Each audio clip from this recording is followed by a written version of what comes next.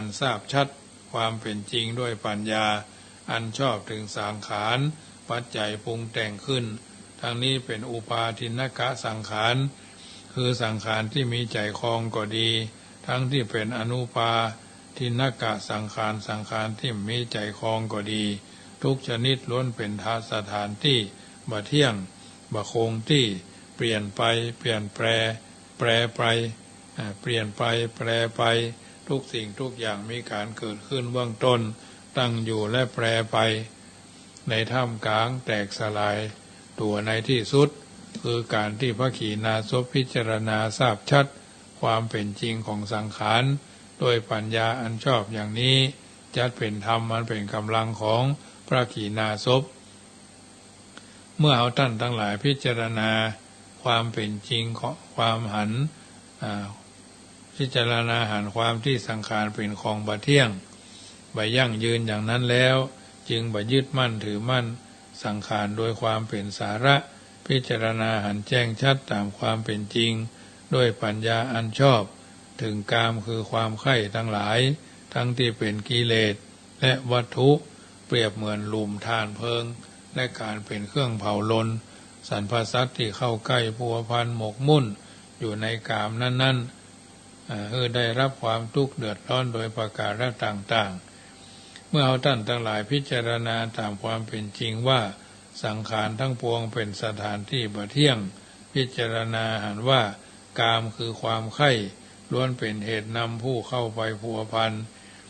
ได้รับความทุกข์ความเดือดร้อนโดยประการต่างๆเช่นนั้นจิตของท่านก็น้อมโน้มมุ่งไปในความสงัดมุ่งมั่นคงอยู่ในความสงัดยินดียิ่งในการออกจากกามเป็นธรรมชาติสิ้นสุดจากธรรมอันเป็นที่ตั้ง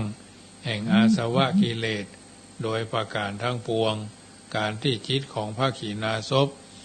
เกิดความเบื่อหน่ายในสังขารและกามทั้งหลายแล้วมุ่งมั่นน้อมไปในความสงบสงัดระงับอย่างนี้จัดเป็นธรรมอันเป็นกำลังของพระขีณาสพเป็นประการที่สามขั้นจิตของพระขีณาสพสงบแล้วก็จะเข้าสู่กำลังของพระขีณาสพอันนี้เป็นเรื่องปลีกย่อยที่นำมาสาธกยกคือเป็นนิเทศบทคือบรรดาญาติโยมได้ฟังมีพระบาลีกล่าวว่าปุณะจะปรังอาวุโสขีณาสวัสสะภิกขุโนอริโยอาถังคิโกมัคโคภาวิโตโหติสุภาวิโตเป็นต้นแปลเป็นภาษาไทยว่าดูก่อนภิกษุดูก่อนผู้มีอายุก็ข้อใดไปยังมีแถมอริยมรรคมีองค์8ที่พระขีณาสพเจริญแล้วย่อมเป็นอันเจริญดีแล้วข้อที่อริยมรรคมีองค์8มีพระขีณาสพเจริญแล้วย่อมเป็นอันเจริญดีแล้วย่อมเป็นกำลังของพระขีณาสพที่ท่านได้อาศัยแล้วตามนัยยะที่กล่าวเนี่ยสรุปได้ว่าธรรมมันเป็นกำลังของพระขีณาสพประการที่ครบ7ประการก็คืออริยมรรคมีองค์8คำว่าอริยมรรคก็คือทางอันประเสริฐทางไปสู่ความเป็นพระอริยะหรือทางอันไปเป็นข้าศึกคือกิเลสในธรรมจักรปวัตตนสูตรพระฮ้องว่ามัชฌิมาปฏิปทาคือทางดำเนินสายกลาง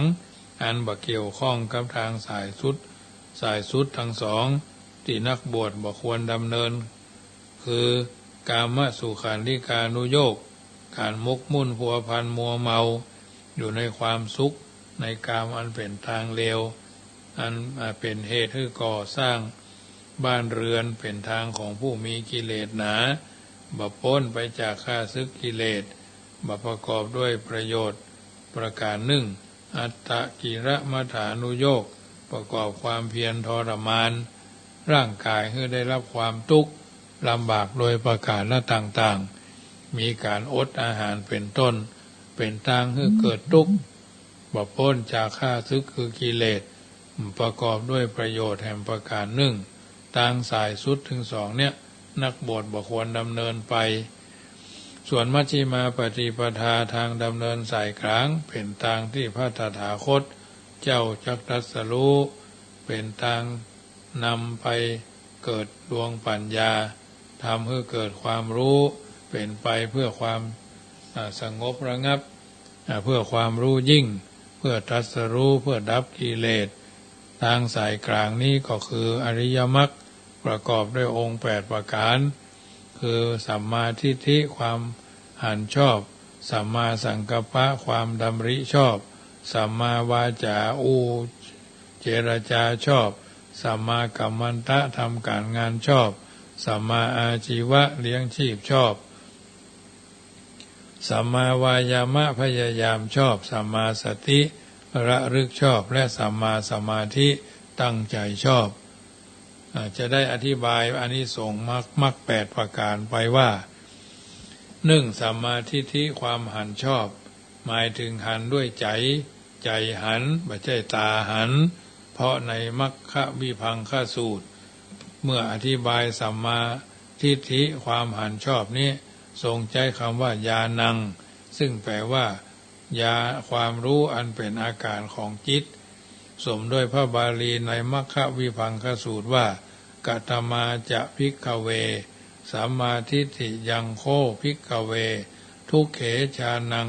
เป็นอาทิ แปลความว่าดูก่อนภิกษุทั้งหลายก็ความหันชอบเป็นไฉนคือความรู้ทุกข์ความรู้เหตุเกิดทุกข์ความรู้ความดับทุกข์ความรู้ข้อปฏิบัติถึงความดับทุกข์ความรู้อย่างนี้เรียกว่าสัมมาทิฏฐิความเห็นชอบคำว่ารู้ทุกข์นั้นได้แก่รู้ว่าทุกข์เป็นธรรมชาติที่ทนได้ยากจำแนกออกเป็น3คือนิพพันธทุกข์ทุกข์เนืองนิดหรือทุกข์เป็นเจ้าเรือนได้แก่ความหนาวความร้อนความหิวความกระหายปวดอุจจาระนักปวดปัสสาวะเบาเป็นต้น2ทุกข์ประจำสังขารได้แก่ความเกิดความแก่ความเจ็บความตายความเกิดความแก่ความเจ็บความตาย3ทุกข์จรได้แก่ความโศกความตรอมใจความขัดข้องความคัดใจความแห้งใจความประสบกับสิ่งบ่เป็นที่ฮัก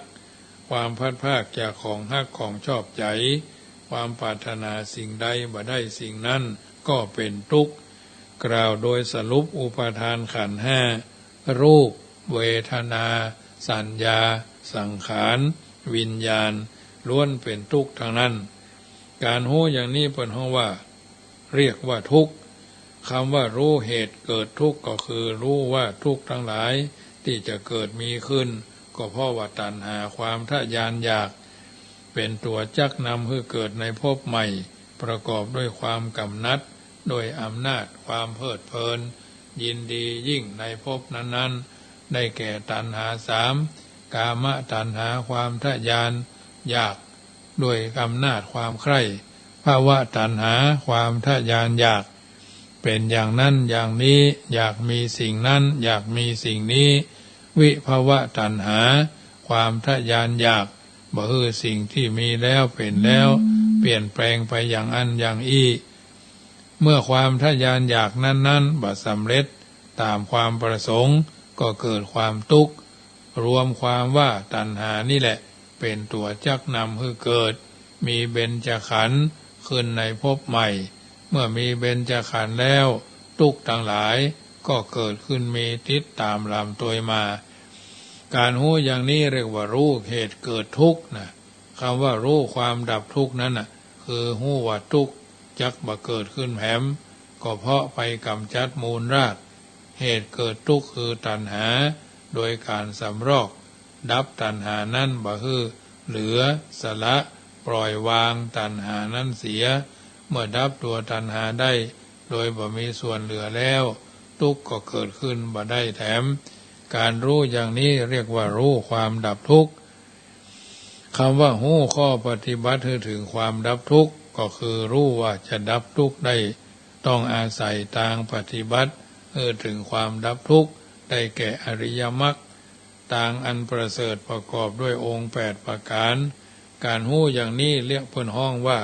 หู้ข้อปฏิบัติถึงความดับทุกข์ความหู้ดังกล่าวนี่เรียกว่าสัมมาทิฏฐินะอันนี้ก็คือเป็นข้อที่หนึ่งความหันชอบหรือความรู้ชอบข้อที่สองสัมมากังสังกัปปะความดำริชอบก็คือความคิดชอบความคิดถูกเรื่องที่กึศนั้นๆเป็นประโยชน์แก่ตนและผู้อื่นบ่ก่อให้เกิดความทุกข์เดือดร้อนให้แก่ตนและผู้อื่นจำแนกออกเป็น3ประการคือเนกขัมมะสังกัปปะกึศที่จะปลีกตัวคือการบวชปลีกใจออกจากการมั่วสุมพัวพันหมกมุ่นอยู่ในกามารมณ์2อภยาปาทะสังกัปปะกึศบ่ผูกพยาบาทอาฆาตมาตร้ายกับไผนะอภยาปาทะสังกัปปะกึศบ่ผูกพยาบาทอาฆาตมาตร้ายไผบ่ปองร้ายไผ3อวิหิงสาสังกัปปะกึศบ่เบียดเบียนคือกึศที่จะบ่ทำให้ไผได้รับความทุกข์เดือดร้อนทั้งโดยตรงโดยอ้อม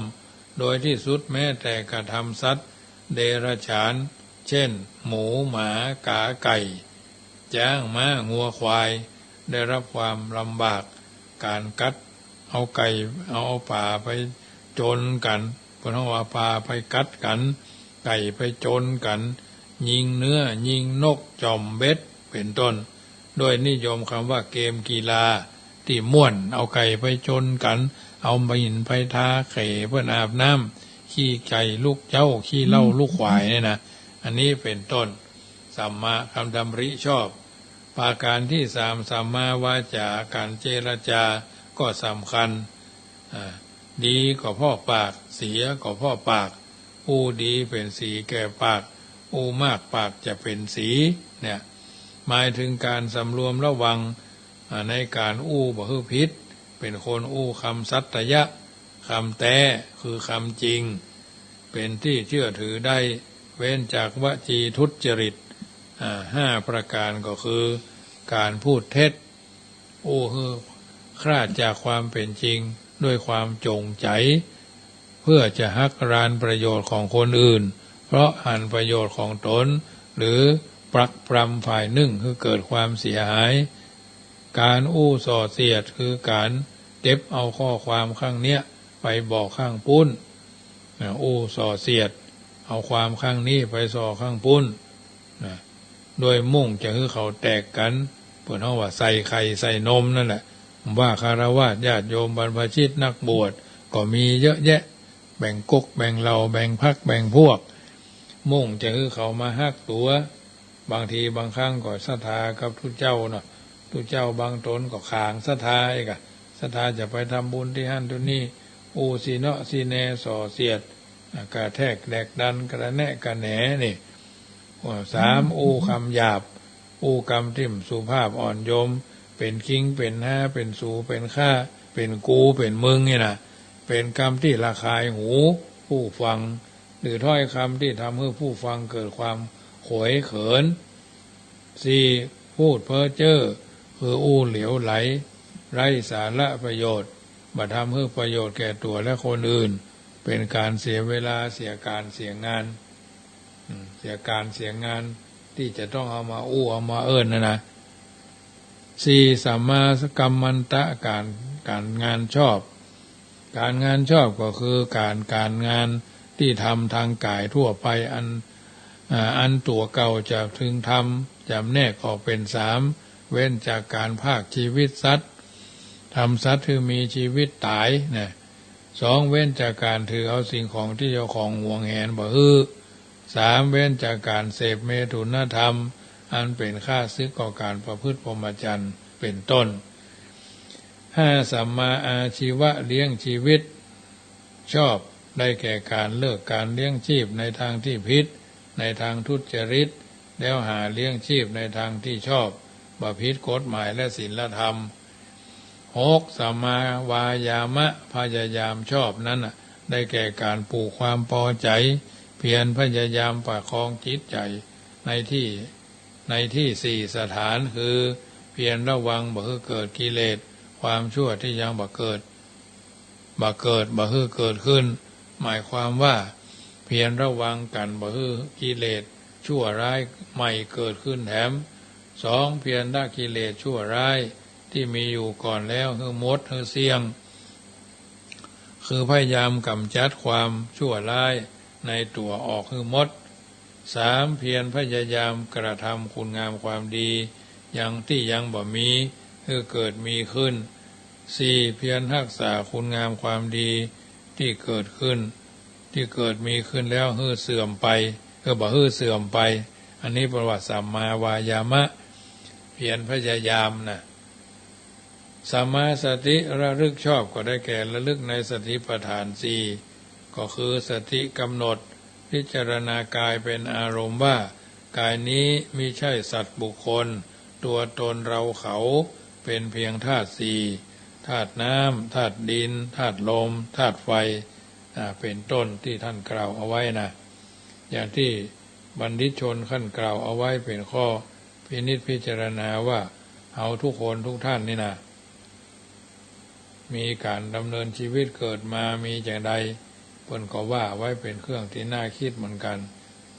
ว่าเกิดมาบนกองดินเนาะหากินบนกองงานทำบุญฮื้อทานบนกองเงิน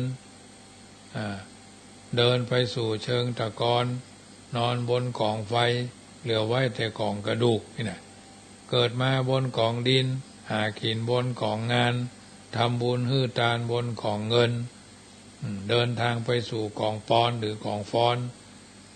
นอนบนกองไฟนี่เหลือไว้แต่กองกระดูกเท็จจริงหรือไม่หรือใช่หรือไม่นะอันเนี้ยญาติโยมเฮามีสติระลึกพึงตรวจสอบประชุมของร่างกายเมื่อแยกออกเป็นสี่ออกแล้วก็หามีร่างกายไม่เปรียบเหมือนเฮือนเมื่อศาลาแยกเสาแยกฝาแยกตงแยกแวงแยกปือแยกแยกแปะแยกหลังคาออกเป็นยังนะก่อนอื่นๆน่ะแล้วมันก็ไม่ใช่เป็นบ้านนะญาติโยมเอามารวมกันใหม่ปรุงกันใหม่ก็เกิดเป็นตัวเฮือนตัวบ้านนะแต่เมื่อรื้อถึงประกอบต่างๆออกแล้วก็ไม่ใช่ตัวบ้านทั้งนั้นน่ะ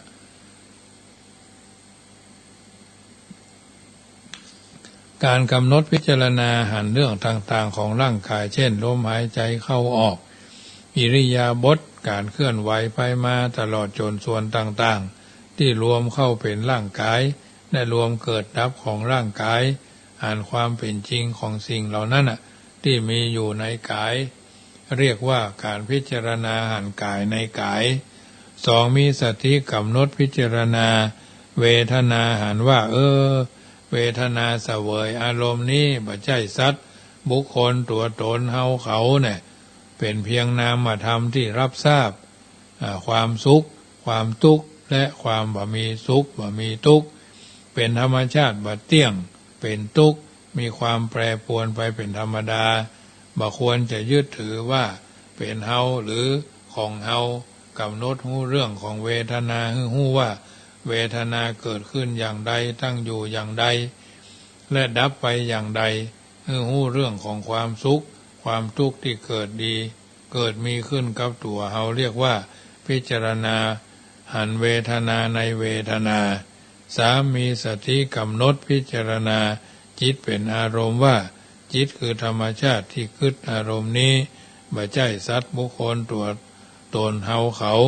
การที่จิตเปลี่ยนแปลสภาพไปเป็นธรรมชาติเศร้าหมองก็เพราะว่าอุปกิเลสจรเข้ามาทำให้ขุ่นมัวเมื่อจิตปลอดจากอุปกิเลสก็เป็นธรรมชาติผ่องแผ้วสมโดยพระบาลีที่เพิ่นกล่าวเอาไว้ว่าปภัสสระมิทังภิกขเวจิตตังตัญจโคอาคันตุเกหิอุปกิเรเสหิอุปกิริถังแปลความว่าดูก่อนภิกษุทั้งหลายจิตนี้เป็นธรรมชาติผ่องแผ้วแต่จิตนั่นแลถูกอุปกิเลสจรเข้ามาทำให้ขุ่นมัวการกำหนดรู้ความเป็นไปและความเปลี่ยนแปลง ของจิตอย่างละเอียดจิตตกอยู่ในสภาพใดเช่นจิตฮักของหูว่าจิตฮักจิตโกรธของหูว่าจิตโกรธจิตหลงของหูว่าจิตหลงจิตหดหู่หรือฟุ้งซ่านก็กำหนดหูเท่านั้นเท่าทันทุกขณะเรียกว่าการพิจารณาหันจิตในจิตมีสติกำหนดพิจารณาธรรมเป็นอารมณ์ว่าธรรมคือสภาพที่ทรงสัตว์ไว้นี้ไม่ใช่สัตว์บุคคลตัวตนเฮาเขาเป็นสภาพที่มีมาปรากฏขึ้นกับใจของเฮาผู้ประพฤตินั้นที่เป็นส่วนดีก็เรียกว่ากุศลกรรมที่เป็นส่วนชั่วก็เรียกว่าอกุศลกรรมที่เป็นส่วนบดีบชั่วก็เรียกว่าอภยากตธรรมกำหนดพิจารณาหูถึงสิ่งที่อยู่ในจิตเช่นจิตถูกนิวรณ์ครอบงำก็หูเรื่องของนิวรณ์นั้นว่านิวรณ์เกิดขึ้นในจิตกำลังมีอยู่ในจิตหรือดับไปแล้วจากจิตก็เรียกว่าพิจารณาหันธรรมเห็นธรรมในธรรมสัมมาสมาธิตั้งใจชอบได้แก่การตั้งใจเพ่งบำเพ็ญเพียรทางจิตเพื่อให้หลุดพ้นจากกิเลสบรรลุความสิ้นทุกข์อันเป็นทางโลกุตระที่จะก้าวขึ้นจากโลกบ่ได้หมายถึงการทำใจตั้งมั่นแล้วเพื่อจะให้เกิดความขลังศักดิ์สิทธิ์อัศจรรย์ต่างๆเพียงเพื่อหวังแสวงหาลาภสักการะ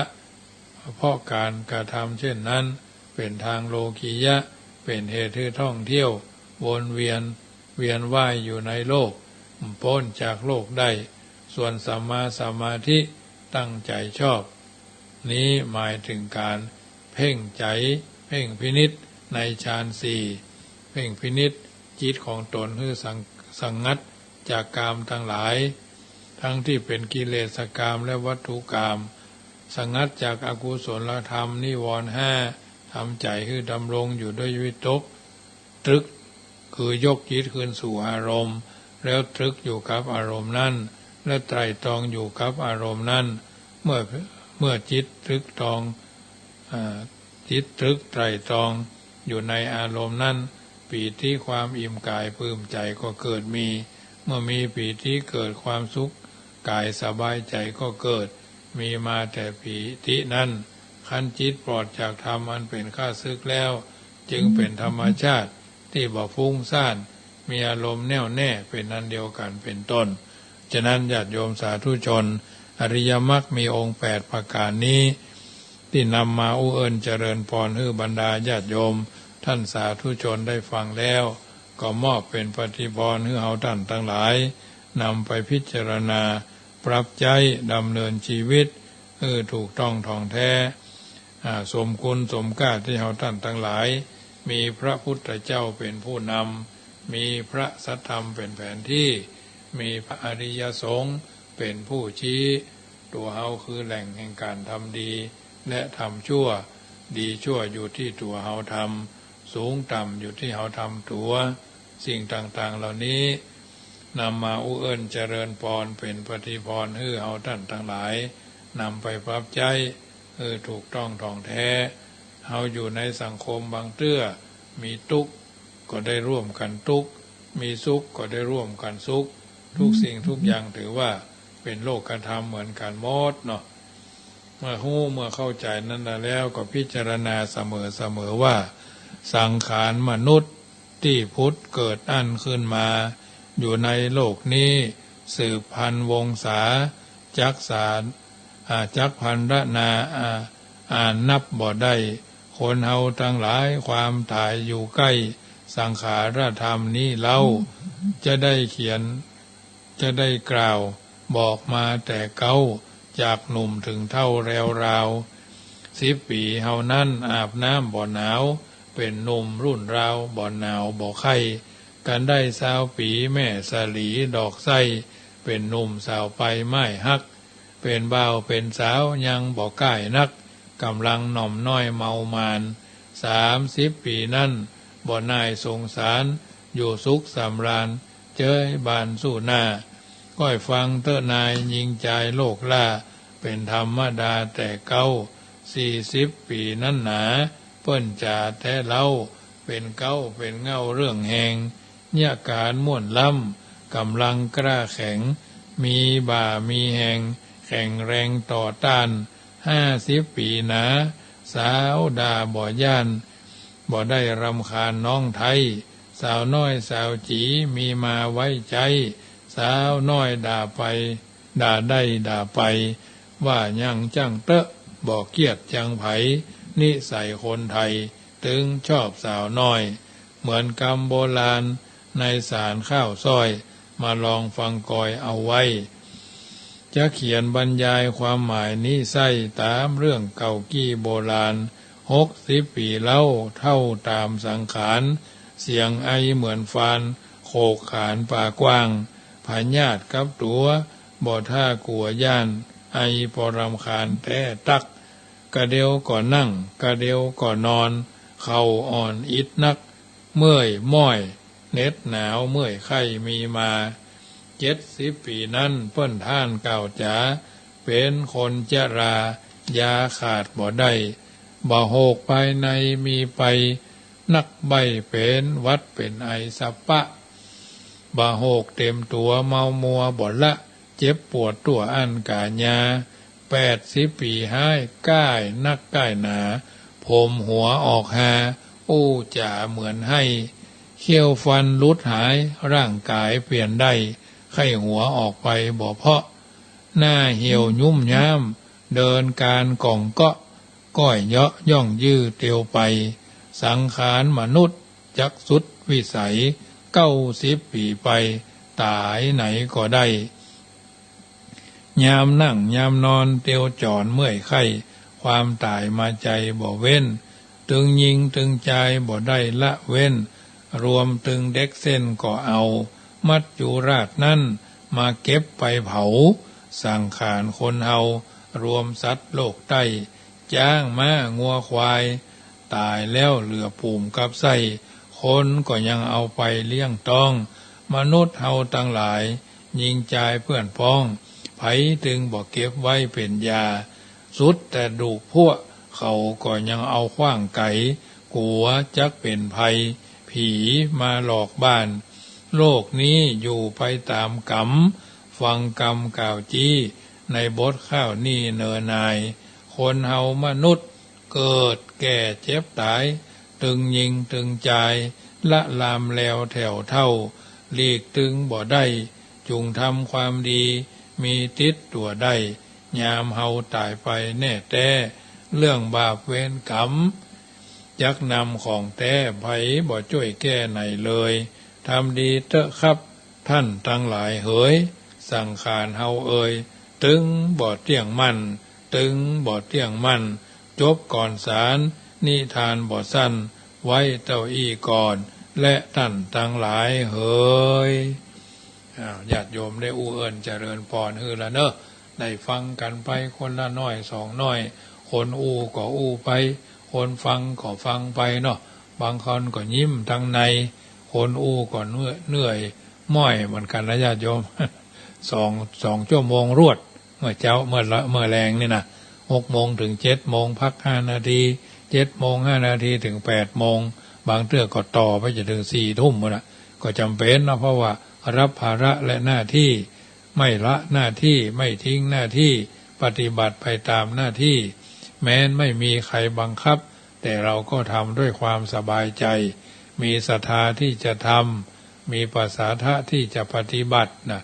หน้าที่คือความรับผิดชอบค่ำแรงวันนี้รายการเสียงธรรมรับอรุณก็ดีเสียงธรรมก่อนรับตาก็ดีเสียงธรรมะในชีวิตประจำวันก็ดีญาติโยมสาธุชนฟังแล้วนำไปคิดมีบทกลสอนใจเอาไว้บทหนึ่งนำมาสาธกยกคือญาติโยมได้ฟังก็เป็นเรื่องที่น่าคิดเหมือนกันว่าท่านผู้รู้ท่านกล่าวเอาไว้ก็ก้อนไกเอามาสาธกคือบรรดาญาติโยมผู้ฟังที่อยู่ทางบ้านเปิ่นกล่าวไว้จะใดก็น่าคิดเหมือนกันว่าบทแต่ละบทกลอนแต่ละบทนั้นเปิ่นกล่าวเอาไว้ก็เป็นเรื่องที่น่าพิจารณาตามสภาวะการและความเป็นไปได้เปิ่นว่าไว้ก็น่าคิดเหมือนกันบางเถื่อบางครั้ง สิ่งละอันพันละน้อยเนี่ยมันเป็นยาใจซึ่งเอาท่านทั้งหลายนำไปคิดเพิ่นบอกว่าลืมกับจำอะไรสำคัญกว่ากันเราเคยคิดว่าการมีความจำดีเป็นสิ่งพิเศษแต่เมื่อเราเข้าใจมันมากขึ้นลืมต่างหากที่เป็นสิ่งที่พิเศษอย่างแท้จริงหากลืมไม่ได้ชีวิตเราก็เหมือนอยู่กับโลกสีเทาลืมความรุ่งเรืองในอดีตได้นี่คือการปล่อยวางลืมความล้มเหลวในอดีตได้นี่คือความกล้าหาญลืมบาดแผลที่คนอื่นฝากไว้ได้นี่คือการให้อภัยลืมความพัดพลาดของคนอื่นในอดีตได้นี่คือความเมตตาลืมความไม่ใส่ใจที่มิตรสหายที่มีต่อเราได้นี่คือความใจกว้างลืมความแค้นชิงชังผู้อื่นมีต่อเราได้นี่คือความกรุณาลืมการทะเลาะเบาะแว้งกับคนที่เรารักได้นี่คือการให้ความรักอันยิ่งใหญ่ไพศาลลืมยากกว่าลืมยากกว่าจำมากมายหลายเท่านักจำคือฉลาดลืมคือปัญญาชีวิตเหลืออีกไม่นานที่สำคัญอย่าลืมยิ้มและก็ยิ้มให้กันไว้สุขสบายเที่ยงแท้โดยทั่วไปค่ำคืนวันนี้รายการเสียงธรรมก่อนรับตา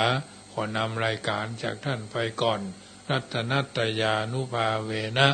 รัตนัตตยเตจสาพุทโธบังซ้ายธัมโมบังขวาสังโฆบังกายาอะระหังบังเกสาอะระหังพุทโธนะโมพุทธายะอายุวันโนสุขังปาลัง